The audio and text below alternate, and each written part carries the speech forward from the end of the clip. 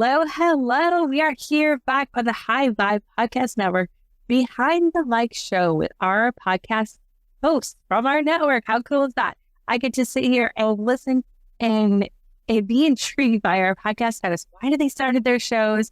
How they got started? What their shows are all about. And guys, let me tell you, we had the most incredible hosts on our network. We get to meet up every month in our mastermind. I get to know these guys so well, and I just love what they're up to in this world. Today's guest is so fun to hear what she's up to in the world. She's a very special niche in Canada with her podcast and her company, and she's been in business for a long time. And I'll let me introduce you guys to her in a minute. But before we do that, Lisa, I just want to say hi. Quick hi. How are you doing? Hey, I'm doing good today. Finishing off summer. Yeah, exactly. We're just kicking my kids out the curb to back to school today, and now we're back to business and back to recording episodes when there's less noise around my background, less washing in the lake from my house.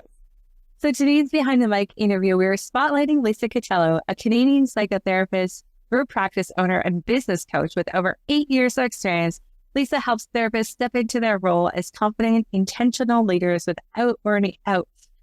Her calm, grounded approach blends insight, structure, and heart, guiding practice owners from overwhelm to clarity. So let's welcome Lisa to the mic. Lisa, I am so glad that you are joining us on the High Vibe Podcast Network. Your work and you fit in so well with what we're up to, making this world a better place from the work that you're doing and to your podcast. This has really been awesome getting to know you. So tell our listeners a little bit more about why you wanted to start the show. And also tell them what the show is all about and what the show is called. I didn't even say that yet. So my show is called The Empowered Leader, the therapist practice.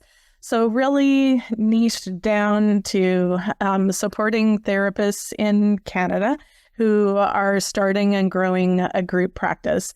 I realized over the last couple of weeks, like that could be termed just building a small business, and it can apply to a lot of different people. But I am a therapist. I started coaching people to start a group practice about 7 or 8 years ago.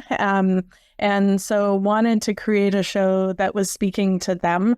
A lot of times we feel like we do things a little bit differently than other business owners. So just having that nuance of what it's like to be a therapist and have a business, have a group practice, bring people on. And I usually, quite often I'll say, like, as a therapist, you feel like your world becomes small. And then as a group practice owner, a small business owner, it feels like your world gets smaller. And so wanting to provide connection, know that you're not alone, some tips and tricks to doing this well. And at the core of it, who are you as a leader and how are you going to lead your business? That's a lot of, why I wanted to start it and what we're talking about on the show. Yeah, I love it because your show, yes, it's for a very specific niche of therapists, but I also love that there's so much really great general business advice on there too. Mm-hmm. You talk a lot about burning out and how to build a business so that you don't burn out. I've been burned out in business before. It's not fun. So what are some things that you have been able to help coach your business owners on around burnout that's, I know, is really applicable to the rest of us too? I think one of the biggest things when you are starting a business and maintaining it is just having really good systems in place, knowing how things operate in your business. So whoever joins you, whether it's a client or somebody who's working for you, they know what to expect from you and from the business. And then that helps you. You don't have to be working in the business quite as much. You can work on it and remove yourself a little bit as you grow and get good people on your team. The core of it would be having healthy systems in place. That would be one of the things that I keep coming back to. Mm-hmm. Another thing that I heard you say on one of your episodes about one of the core values in business is authenticity. How come that's one of your, tell us a little bit more about why that's so important to you? Yeah, I think keeping it real is so important. For me, as I'm doing the show and as a coach, I am not somebody who's going to promise you that you do my program and you're going to go make $1 million next week kind of thing. This is hard stuff to own a business, to interact with people, to lead people, brings up your stuff. It always feels like there's puzzle pieces that you're figuring out. And you can go make $1 million. But just being real, I want to be the same, whether I'm sitting across from you for coffee or I'm presenting at a workshop. And so that's also part of the authenticity and the reality. And I think too, as you are leading people, the more real that you can be and consistent, it attracts people to you. It helps people stay if they know that they can trust who you are, no matter where you are, in and what situation you're in. So authenticity is, one of my deepest core values for sure. Yeah, and you can hear it in the frequency of your voice when you're speaking. This is the real Lisa we're talking to here.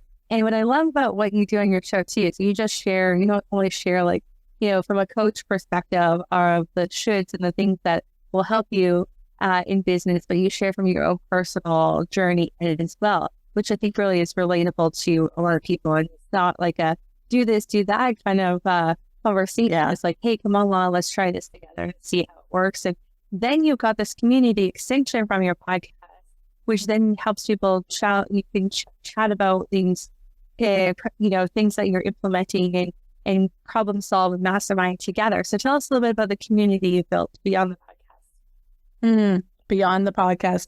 Yeah, I would say, keeping it real is one of the things that really would speak to the people that I have worked with. I get a lot of people coming and saying, I know I want to start a business. I want to bring people under me, but I'm feeling lost and a little bit alone. And I tried this other program, but it's not working for me. So knowing that just as unique as you are is how unique your business is going to be. There are definitely systems that you want in place, but there's not like a cookie cutter recipe. And so the kind of community I've built is like unique individuals. We all bring our own different personality to the table. I have a membership, and so we have calls where we are having some real talk. This is hard. How do I learn from you? I want to do this better. I don't have it all together, but I am wanting to move in the right direction, and growth mindset, I think, would also define the people that I work with.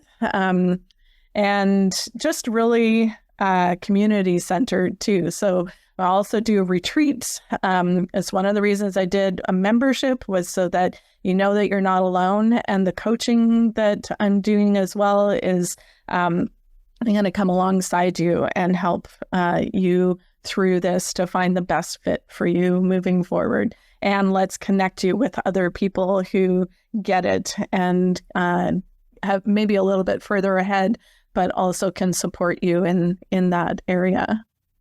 Yeah, getting people together that are kind of going through the similar kind of situations in business is so helpful, because then you don't feel so alone. Except like this affairs.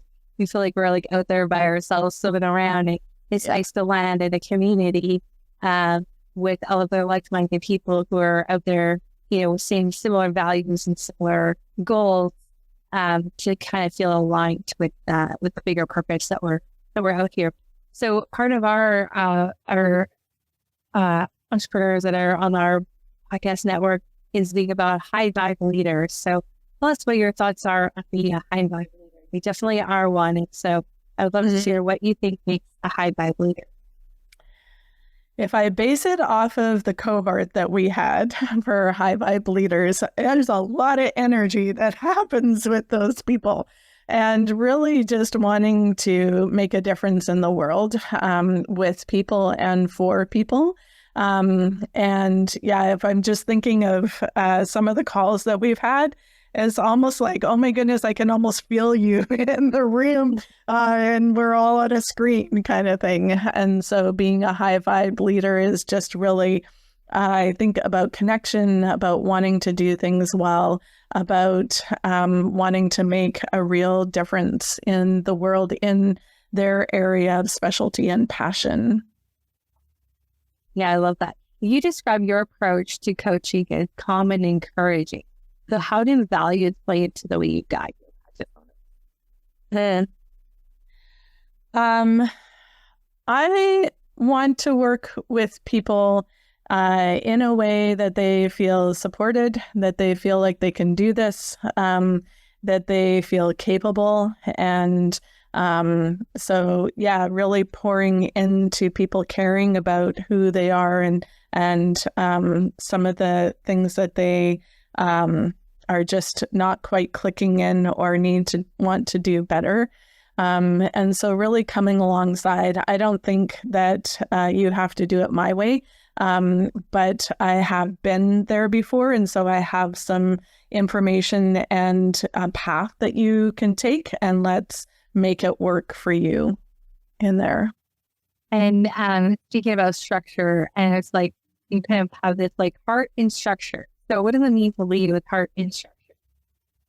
Yeah. I think, like I think we talked about, like, I think systems are so important. So having that structure there, knowing that this is how I want my business to run, this is how I want clients to be seen and experience our business, this is how each of the pieces work well, frees you up to be authentic, to be real, to be able to work on the business and move it forward. And so then you can show up more fully of who you truly are if you're not in the minutiae or, in the thick of things. I find for myself, when I am leading my team, I can be much more fully present and attuned to them if I know that my clients are being taken care of in this way, so that as we're meeting together as a therapist and a business owner, I can be there, hear you, support you as you are serving those people who come to our business. So having structure allows me to show up, allows other group practice owners to show up and truly show their heart and their personality as well. Yeah. And I think, just having been in business for so long, when I first started in business, that to have those structures and those systems in place, and that nobody to like learn from, or nobody who is like just a few steps ahead had created these things. And I think back and think, wow, which would have made such a big difference in not having to like reinvent the wheel and not having to forge the path myself, because I'm not a systems person. I'm an ideas person. And so sometimes as entrepreneurs, we don't fit in all the hats that we're supposed to wear in our businesses. And holy smokes, that's such a powerful place to be able to have a community and a group that you can come to that has all the pieces that maybe you're not the ones that you're the strongest at. Yeah. I've been listening to the book E-Myth Revisited, and he talks about like the entrepreneur, the manager, and the technician. And so many of us get stuck in being the technician, and then there's a manager part of us that wants that structure, but the entrepreneur just wants to go dream and vision and make it happen. And so there's the wrestle. So if you can come to a place that already has those structures in place and you can just implement them, frees you up to dream and be an entrepreneur. Like, know that your business is being care of, because it's on like it's following a system, it's following the path it's supposed to. That book, I remember reading that book early on in my being an entrepreneur and being like, oh no, I can see where I'm going wrong right here. Yeah. Been a very pivotal book for, I think, a lot of entrepreneurs. Yeah. Awesome. Well, and now we have a special gift vault that we have for each of our podcast hosts have contributed to a gift vault, the High Vibe Podcast Network, which is really great. So you go into the gift vault and you can find a gift. Lisa, tell us a little bit about your gift that you provided. I am. I can remind you what it is. Yes, it's Totally fine. just blanked out a couple of free offerings. I was like, which one? It's all right, because you know how many shows I've been on, podcasts I've been on as a guest, and they're like, "So what gift are you giving us today?" And I'm like, I forget which one I sent in a few weeks ago. It was shoot. It's an awkward thing, but we're not, we don't get embarrassed by our awkwardness here. Too. It's all good. I can't remember which gift you got either, except for I just saw it a minute ago. So it's called Time and Energy Audit for Group Practice Over. Yes. So speaking about the systems that we were just talking about, tell us a little bit more about this one. So I think one of the things that happens as a group practice owner or even a small business owner is that we don't actually consider our time or energy as part of what needs to be compensated. And so as I was speaking as a group practice owner, as a therapist, bringing on contractors, I'm thinking of like rent and, expenses that I have, and look at those numbers. Can I afford to bring somebody on, or what do I need to charge? But then I'm putting in time, creating, marketing, spending that time sitting down with a therapist to encourage them to serve our clients well. And I am not being compensated for that. I might think that I am because of what it gives to me, but this time and energy audit really puts a number to it. And sometimes, and that's not to say it's all about money or that it has, like, you have to be compensated dollar for dollar. But I think it just puts a different spin on, am I valuing my time and my energy? And also, a lot of us as therapists still see 20 to 25 clients a week, but the business needs more focus and energy. So if I can look at where do I excel? What do I need to, give up in order to move my business forward? I think it just does you and your business so much good, and profits everybody involved if you can have a picture of that. I bet, and I'd be willing to bet that this is also a really good practice for anyone in business to just take a look at, see where you're spending your time and your effort in your business. And a lot of the things that we do, because I know I overdo some things because I think they're fun and it's easy for me to do, but that doesn't mean that I should not be compensated for it. Yes. I think too, like, it gives you a picture as a business owner. Am I doing $25 an hour tasks, or am I doing $200 an hour tasks? And if I am to move the business forward, I need to find ways to delegate out more of those $25 an hour tasks so that I can move us ahead. Yeah, absolutely. I know having a team, our Amplify podcast management team was built up to about 19 people at one point. And I remember being the roadblock for a lot of them. Yes. And it's like, how do you get out of that management role into the CEO role and have someone that was more of a manager that was there or in their wheelhouse, but also that we could compensate for them spending that time as the manager. And that made all the difference in our world, to just make sure everyone was doing it in the right roles too. And yes, the things that were aligned with them. Yeah, and because they do it better than we do too. So yeah, exactly. Yeah. I'm going to bet that she designed Canva way better than I do. And so it's like, I designed the Canva, however much fun it is, it's better that's her wheelhouse. Yeah. But great how that goes. So you guys are listening to this right now, and you're like, but I don't have a group practice. I'm not a therapist. That's totally okay. At least it's show you'll find tons of value in it still, even if you're not in that space. And if you are in that space, this show is definitely for you. Because just the amount of information that you have put into the short few episodes you have so far. I think as we're recording this right now, episode 7 or 8.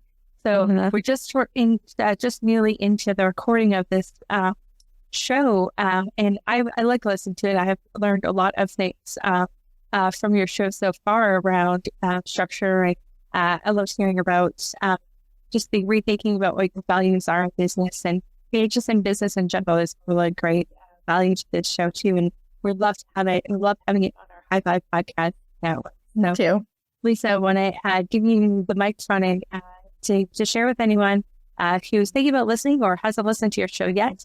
Tell them why they should come on over and have a listen. Yeah, I think coming back to that authenticity, keeping it real, and just sharing some really practical, from my experience, some tools that can help you as a leader and as a business owner.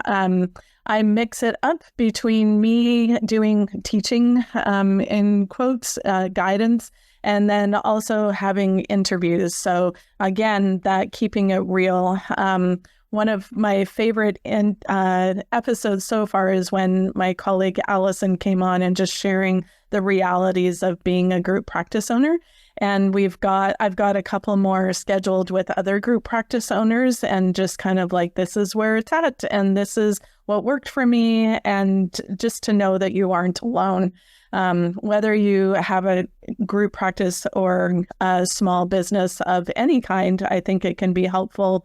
Just those systems to know, here's some ways of doing business better. And then I'm not the only one who's experiencing this kind of thing as a business owner. Yeah, it's great to like pretend like you're a fly on the wall, listening to you and Allison kind of like talk shop and like have a conversation colleague to colleague. They're like, oh, yeah, like I experienced that too. Like, oh yeah, I understand what they're talking about. Stuff. It's not for us to be like a fly on the wall in our conversation, which is cool. We feel like we're leaning into this like secret conversation you're having. Yeah. Awesome. Well, thank you so much, Lisa, for joining us today on the Behind the Mic interview. And we look forward to having you back again. 20, 30 episodes in, we'll have you back again, chat with how is it going. For all of those people out there that are listening that maybe haven't had started their own show yet, what would be some advice you would give to someone who might want to start their own podcast? 2 pieces. Join Michelle's program would be one of the key things. I think it took a lot of the fear or anxiety of how to do this. I learned a lot through it. And have a plan. Know why you're wanting to do this. I think part of me just I thought that it would be good. And honestly, like moving my business forward in a lot of ways, getting some exposure. But it's a voice, and it is vulnerable to put yourself out there. And so to know, why am I doing this? Who am I trying to reach? And what am I wanting to accomplish from this would be important before starting. And you walk us through a lot of that too, and really honing that in clearing that up. And so, the biggest thing would be join Michelle's program. High Vibe Leaders. You guys are the ones, though, that have to do the recording and press play. So I'm so proud of you guys for doing that. And you're right. It takes courage, and it takes a little bit of extra effort to put your voice out there. But you become that leader in a leadership space, and that really is going to help so many people down the road. So congrats to you for pressing play and going and launching and all those fun things. So excited to check in with you in a few months to see how things are progressing in your show. So guys, if you're listening today, go check out Lisa's show. Head over to our guest vault, which is at highvibepodcastnetwork.com/gift vault, and check out Lisa's gift in there, which is that time and energy audit. So really important to check in and see how you're doing. Are you, like the email says, are you the manager? Are you the technician, or are you the boss? Or are you wearing all 17 hats? Yes. 3 plus 17 other things. Right? I know, guilty right here. I've done that before. Thanks so much, Lisa, for joining me today. We'll take care, guys. Have a great rest of your day. Thanks. Bye. Thanks for tuning in to the High Vibe Podcast Network, where you get to meet the voices shaping the new earth. Want to launch your own High Vibe show, or do you want to grab all the gifts from our podcast house? Head on over to highvibepodcastnetwork.com, grab your gifts from each of the hosts, and join our movement. Until next time, stay visible, stay soul aligned, and keep raising the vibe.